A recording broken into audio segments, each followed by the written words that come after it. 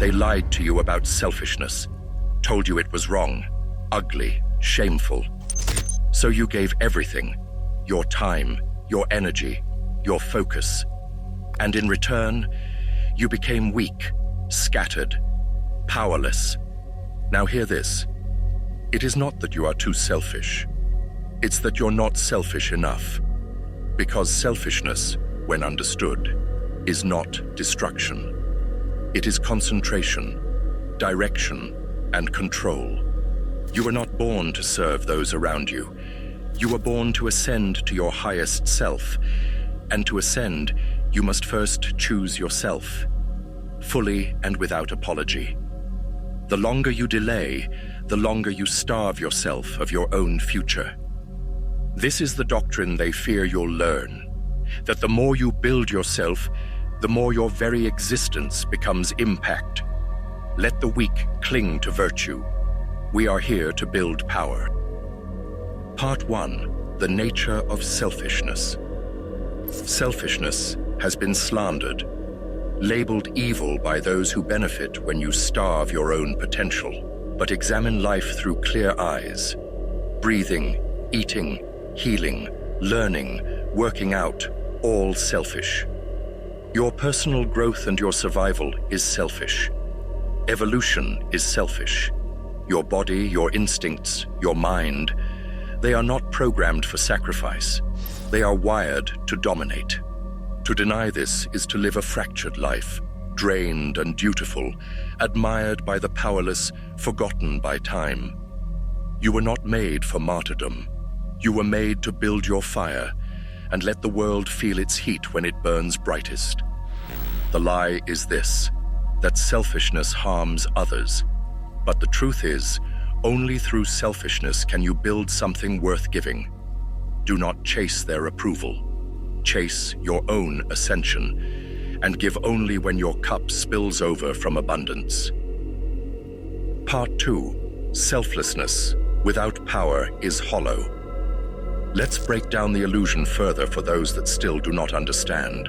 What if you gave everything you have right now, your time, energy, attention, and resources? You'd help someone, briefly. But your reach would end there and your life would suffer.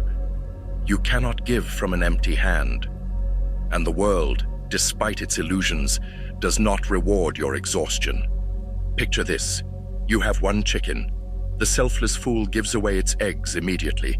One here, one there. Gratitude is earned, but growth is lost. The selfish strategist keeps the eggs, grows chicks, builds a flock. In time, the farm feeds entire cities. This is not greed. This is vision and ambition. What you call selfishness, the builders of empires call focus. The ones who change history were not the kindest. They were the most committed to themselves, their vision, and the dominion they were born to claim. Part 3. You first, them later. Selfishness is not the end. It is the beginning, the soil from which your true impact grows. Every selfish act aimed at growth is a seed. Time spent training, time spent learning, time spent saying no to distractions. These are investments, and like all great investments, their value multiplies and compounds in time.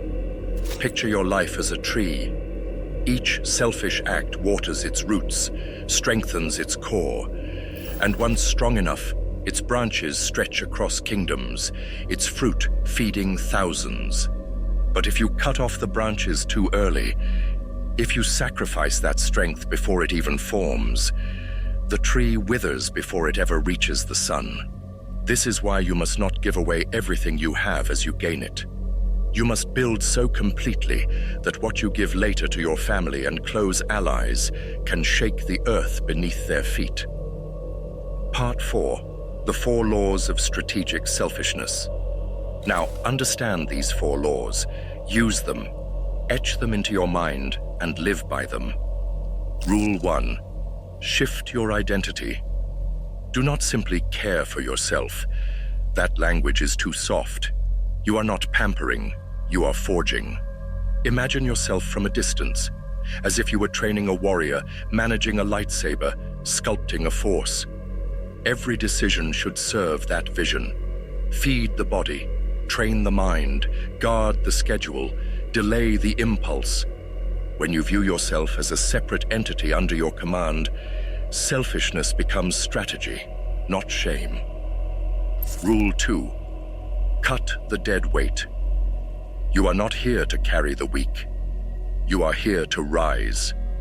Some people in your life don't grow, they drain. And you keep them out of guilt, not purpose. You're not abandoning them. You're cutting them off to protect your ascent. The longer you drag the useless, the more likely you fall with them. Let the world call it cruel. They don't carry what you do. You may be feared for what you are willing to walk away from, but you will also be remembered for what you built after you left. Rule 3. Build your empire. Selfishness without direction is waste.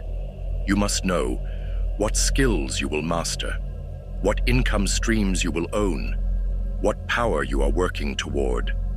Write it, see it, repeat it. Train like your name will one day be spoken in rooms where empires are decided. Every hour spent on self-development is a sword being sharpened. Sharpen in silence. Strike when you're undeniable. Rule 4. Say no without guilt. This is the final weapon. Say no, often, mercilessly, without apology. Time is blood. Attention is fire. And both are finite.